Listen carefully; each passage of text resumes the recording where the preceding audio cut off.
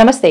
క్రోధినామ సంవత్సరం ఆశ్వీజ మాసం అక్టోబర్ నెలలో మేషాది ద్వాదశ రాశుల వారికి ఎలా ఉంది, ద్వితీయార్థంలో ఎలా ఉంది, ప్రథమార్థంలో ఎలా ఉంది ఇప్పుడు చూద్దాము.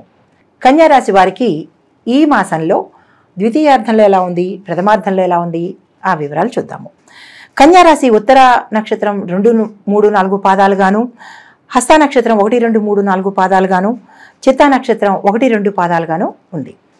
ఆశ్వీజ మాసం అక్టోబరు 3వ తారీఖు నుంచి నవంబర్ 1వ తారీఖు వరకు జన్మరాశిలో రవి, బుధులు, 2వ ఇంట శుక్రుడు, 11వ ఇంట్లో కుజ సంచారం వలన శరీరం రోగగ్రస్తము, అంటే కొంచెం చిన్నపాటి అస్వస్థత, బంధువులతో విరోధము, ధనలాభము, సంతోషము, అకాల కలహాలు, దుష్ట సావాసము, వస్త్రలాభము, వాహన లాభము, ధనలాభము, స్త్రీ వల్ల చిన్న విరోధము, మరలా స్త్రీ వల్ల అన్ని లాభాలు చేకూరుతాయి.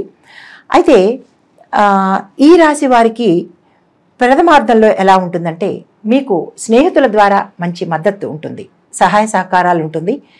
ఈ మాసం అంతా మీరు చాలా బిజీగా ఉంటారు. అన్ని విధాల శ్రేయస్సు, లాభము, ఆరోగ్యము అన్నీ బాగుంటాయి. ఆర్థిక ప్రయోజనాలు అందుబాటులోకి వస్తాయి. చట్టపరమైన విషయాలు వేగవంతంగా జరుగుతాయి. అంటే మీరు గతంలో ఏమైనా కోర్టు లావాదేవీలు అవి ఉంటే ఈ మాసంలో వాటికి విజయాలు చేకూరి పరిష్కారం అవుతాయి. అయితే ఎక్కువగా రిస్క్ తీసుకోవద్దు. ఏ విషయంలోనైనా సరే, ఇంట కానీ బయట కానీ ఉద్యోగంలో కానీ ఏ విషయంలోనైనా రిస్క్ తీసుకోకుండా పనిచేయండి. దూర ప్రయాణాలు వాయిదా వేయడంగా మంచిదిగా చెప్పడం జరుగుతోంది. ఎందుకంటే దూర ప్రయాణాల్లో కొంచెం ప్రమాదాలు సూచన కనబడుతోంది కాబట్టి వాయిదా వేసుకోగలిగితే మంచిది. తర్వాత వాహనాన్ని జాగ్రత్తగా నడిపితే, అంటే మీరు నడపకుండా ఎవరైనా నడిపితే వెళితే మంచిది, మీ అంతటి మీరు నడపకుండా ఉంటే మంచిది అని సూచన. అయితే వాహనాన్ని కొత్త వాహనాలు కనుక కొనుగోలు చేసుకోవాలనుకుంటే ద్వితీయార్థంలో కొనుగోలు చేసుకోండి. ప్రథమార్థంలో ఆలోచించండి, ద్వితీయార్థంలో కొనుగోలు చేసుకోండి. అయితే కొత్త పెట్టుబడులు ఏవైనా పెట్టాలి అని అనుకుంటే కనుక ఈ మాసంలో ప్రథమార్థంలో ఆలోచన పోస్ట్పోన్ చేసుకుని ద్వితీయార్థంలో మీకు సక్సెస్ అవుతుంది. అప్పుడు మీరు పెట్టుబడులు ప్రయత్నం చేయండి. తర్వాత మాట్లాడేటప్పుడు కొంచెం జాగ్రత్తగా, అంటే ఇంట్లో కానీ బయట కానీ కార్యాలయంలో కానీ లేదా ఎవరితోనైనా సరే మాట్లాడేటప్పుడు కొంచెం ఆచితూచి మాట్లాడడంగా చెప్పడంగా జరిగింది. ఎందుకు అంటే అకాల కలహాలు వచ్చే అవకాశం కనబడుతోంది. ఎవరితోనైనా వివాదాలు వచ్చే అవకాశంగా ఉంది కాబట్టి మాటను పొదుపుగా వాడండి. తర్వాత విద్యార్థులు మరింత కష్టపడాల్సి రావచ్చు. ఎక్కువగా వృద్ధులతో సమయం గడిపేదానికి ప్రయత్నం చేయండి. వ్యాపారస్తులు వ్యాపారాన్ని వృద్ధి చేసుకోవడానికి ఈ మాసం మంచి మాసంగా, అంటే తగిన సమయంగా చెప్పడం జరిగింది. గతంలో మీరు ఏవైనా పెట్టుబడులు పెట్టి ఉంటే కనుక అవి ప్రథమార్థం కన్నా ద్వితీయార్థంలో వచ్చే అవకాశం కనబడుతోంది. కొత్తగా ఏదైనా పార్ట్నర్షిప్ చేయాలి అని అనుకుంటే కనుక పోస్ట్పోన్ చేసుకోండి. ఈ మాసంలో, అంటే ఆశ్వీజ మాసంలో ఎవరెవరికి గురుబలం ఎలా ఉన్నది అనేది చెప్తాను. ఈ సంవత్సరంలో గురువు 9వ ఇంట సంచారం చేస్తున్నాడు. శని 6వ ఇంట సంచారము, రాహు 7వ ఇంట సంచారము, జన్మంలో కేతు సంచారం వలన ఫలితాలు ఎలా ఉంటాయనేది చూద్దాము. గురుబలం వల్ల అగ్ని రాజు వలన భయాలు, మాట కఠినంగా ఉంటుంది, కులాచారము కొంచెం క్షయమవుతుంది, గృహం లాభాలు, అంటే కొత్తగా గృహాలు కొనుక్కునే అవకాశం కానీ స్థలం కానీ గృహం కానీ కొనుక్కునే అవకాశం కనబడుతోంది. స్త్రీ మూలకంగా కొంచెం నష్టం కనబడుతోంది, కొంచెం జాగ్రత్తగా ఉండాలి.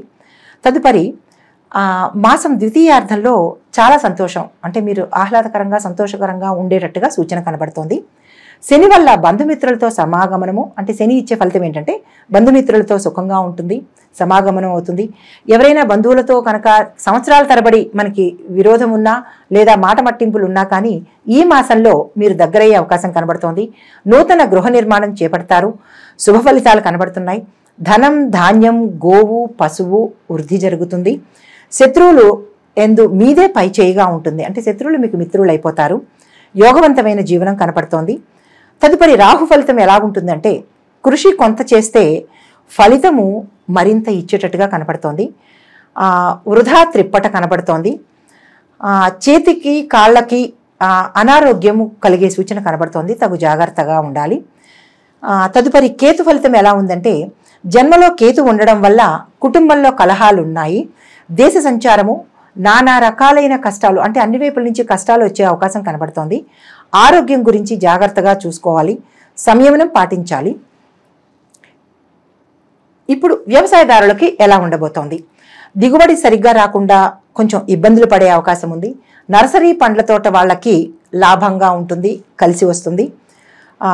ప్రభుత్వం నుంచి ఏమైనా మీకు రావాల్సి ఉంటే కనుక ప్రథమార్థంలో కన్నా ద్వితీయార్థంలోనే మీకు ఎక్కువగా లాభం కనపడుతుంది. ఏ పంట వేసినా చేతికి అందుతుంది. ఉద్యోగస్తులకు లేనిపోని నిందలు ప్రథమార్థంలో కనపడుతోంది, కొంచెం ఇబ్బంది పడే సూచన కనపడుతోంది. అది ద్వితీయార్థంలో కనుక సమసిపోతుంది. రావాల్సిన ప్రమోషన్లు ఏవైనా ఉంటే ఆగిపోయే సూచన కనబడుతోంది, అది ప్రథమార్థంలోనే, ద్వితీయార్థంలో మీ చేతికి అందుతుంది. అయితే నవంబర్ తర్వాత మీకు పరిస్థితులు చాలా అనుకూలంగా ఉంటాయి. ఆరోగ్యపరంగా, ఉద్యోగపరంగా, ప్రమోషన్ పరంగా రావాల్సిన ఏరియర్స్ ఏవైనా ఉంటే కనుక అవి వచ్చే అవకాశంగా కనపడుతోంది. వ్యాపారస్తులకు మిశ్రమ ఫలితాలు కనిపిస్తున్నాయి. హోల్సేల్ అయినా రిటైల్ అయినా వ్యాపారస్తులకి మంచి లాభాలు పొందుతారు. రైస్ మిల్లర్లు బాగుపడతారు. మీరు ఆ వైపుగా ఏమైనా పెట్టుబడులు పెట్టాలి అని అనుకుంటే ఈ మాసం చాలా బాగుంది. రియల్ ఎస్టేట్ రంగంలో ఉన్న వారికి మంచి లాభదాయకంగా ఉంది. మీకేమైనా పెండింగ్లు ఉంటే కనుక ఆ అమౌంట్ వచ్చేటట్టుగా కనపడుతోంది. రియల్ ఎస్టేట్ రంగంలో మీరు రాకెట్ లాగా దూసుకుపోయే అవకాశాలు కనపడుతున్నాయి. రాజకీయ వర్గం వారికి వచ్చి చూస్తే అనుకూలంగా ప్రథమార్థంలో కనపడటం లేదు. ప్రజలలో విశ్వాసం పొందడానికి మీరు చాలా కష్టపడాల్సిన సమయంగా కనపడుతోంది. అది ద్వితీయార్థంలో మీకు మంచి, ఇప్పుడు ప్రథమార్థంలో కష్టపడింది ద్వితీయార్థంలో మీకు సక్సెస్ని సాధిస్తారు. నమ్మిన వారే కొంచెం దగా చేసేటట్టుగా కనబడుతోంది, తగు జాగ్రత్త తీసుకోవాల్సింది. ధనం ధారాళంగా ఖర్చు అవుతుంది ప్రథమార్థంలో, అదే దానికి ఇంత రెట్టింపుగా ద్వితీయార్థంలో మీ చేతికి వస్తుంది. కొత్తగా ఎవరైనా మీరు రాజకీయంలో చేరాలి అని అనుకుంటే ప్రథమార్థంలో కన్నా ద్వితీయార్థంలో కనుక మీరు చేసినట్టయితే విశేషమైన విజయాన్ని మీరు చవిచూస్తారు. తదుపరి విద్యార్థులకు ఈ మాసంలో ప్రథమార్థంలో కొంచెం వ్యాపకాలు తగ్గించుకుంటే, అంటే ఇతరత్ర వ్యాపకాలు చదువు కన్నా మిగతా వాటి మీద కనుక దృష్టి తగ్గించుకుంటే విజయం మీ సొంతమవుతుంది. ర్యాంకులు మీకు వస్తాయి. ప్రథమార్థంలో కనుక కష్టపడి చదివితే ద్వితీయార్థంలో మీకు ఆ సక్సెస్ని సాధిస్తారు. గణేష పూజ చేయవలసిందిగా చెప్పడం జరిగింది.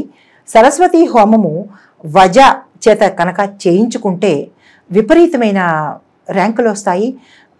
నెక్స్ట్ విదేశంలో కనుక మీరు అప్లై చేసుకున్నట్టయితే, విదేశయానం చేయాలన్నా అక్కడ చేసుకోవాలనుకుంటే కనుక సరస్వతి హోమం తప్పనిసరిగా చేయించుకుని వజతో చేయించుకోండి. తదుపరి మీరు ఏ కాలేజీకి అప్లై చేయాలని అనుకుంటున్నారో ఆ కాలేజీలో, మీకు ఇష్టమైన కాలేజీలో ద్వితీయార్థంలో అప్లై చేయండి. 15 తర్వాత, అంటే ప్రథమార్థం కన్నా ద్వితీయార్థంలో మీకు సక్సెస్ వస్తుంది. ఇప్పుడు అన్ని నక్షత్రాల వారికి శుభ అశుభ ఫలితాలు ఉన్నాయి కాబట్టి వాటి నుంచి మీరు దాటాలన్నా, వాటి నుంచి మీరు మంచి ఫలితాలు పొందాలన్నా నక్షత్ర వారీగా పరిహారాలను చెప్తాను. ఉత్తర నక్షత్రం వారు ప్రతిరోజు సూర్య నమస్కారం చేయండి. ఓం సం సూర్యాయ నమః అని మంత్రాన్ని యథాశక్తి చదువుకోండి. ఆదివారాలు సూర్యుడికి ఎరుపు రంగు వస్త్రం ధరించడం కానీ, ఎరుపు రంగు పూలు చేయడం కానీ, పూజ చేయడం కానీ, లేదా రాగి పాత్రతో అర్ఘ్యం ఇవ్వడం కానీ చేయండి. తదుపరి సూర్య అష్టకం కానీ, సూర్య ఆరాధన కానీ చేయండి. హస్త నక్షత్రం వాళ్ళు సోమవారం ప్రదోష సమయాన శివాభిషేకం చేయండి. రోజు చందమామని చూచి నమస్కారం చేసుకోండి. సోమవారం నియమం పాటిస్తే మరింత మంచి అవకాశం, అనుకూలత కనబడుతోంది. చిత్తా నక్షత్రం వారు ప్రతి మంగళవారము నియమాలు పాటించండి. ఆ రోజు మత్స్య మాంసాలు కానీ, మాంసాహారం కానీ చేయకుండా బ్రహ్మచర్యం పాటిస్తే, ఎందుకంటే మంగళవారం సుబ్రహ్మణ్యేశ్వర స్వామికి ఇష్టమైన వారం కాబట్టి సుబ్రహ్మణ్యేశ్వర స్వామిని దర్శించండి, అష్టకం చదవండి, సుబ్రహ్మణ్యేశ్వర స్వామిని ఎర్రని పువ్వులతో పూజించండి, ఆయనకి ఇష్టమైన నైవేద్యాన్ని పెట్టండి. వీలైతే ఆ స్వామి దర్శనానికి ఆలయానికి వెళ్ళండి. నమస్తే.